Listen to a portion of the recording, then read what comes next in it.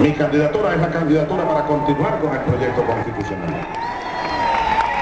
Las demás candidaturas son recogidas todas a una.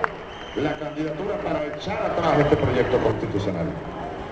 En el supuesto negado de que cualquiera de estos candidatos, que ojalá se mantengan hasta el final de verdad, ojalá se mantengan hasta el final, pero en el supuesto negado de que cualquiera de esos candidatos llegara a la presidencia de la República, tendría que comenzar por hacer lo que hizo el dictador Carmona, apoyado por muchos de los que hoy son candidatos y los que están detrás de ellos, aquel nefasto día 12 de abril.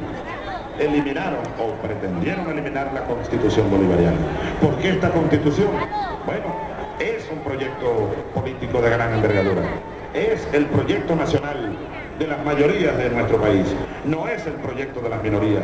Todos los demás candidatos representan el proyecto de las minorías, el proyecto de las élites, el proyecto de la contrarrevolución. Eso sí es lo que yo seguiré diciendo más allá de lo que diga un candidato o proponga otra candidata en cualquier parte y en cualquier tema. Candidatos de la contrarrevolución. Y yo soy el candidato de la revolución. Y sin duda que soy el candidato de las mayorías.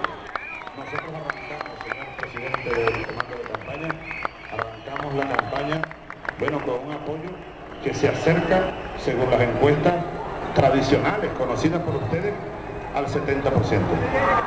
Y los demás candidatos sumados creo que no llegan al 20%. Sumándolos todos. Ellos son los candidatos de las minorías y nosotros somos las mayorías. Y estoy seguro que el 3 de diciembre obtendremos una nueva gran victoria para continuar impulsando este proyecto, el proyecto de la revolución, el proyecto bolivariano. Muchas gracias por tu pregunta, Pereira, o por tus preguntas.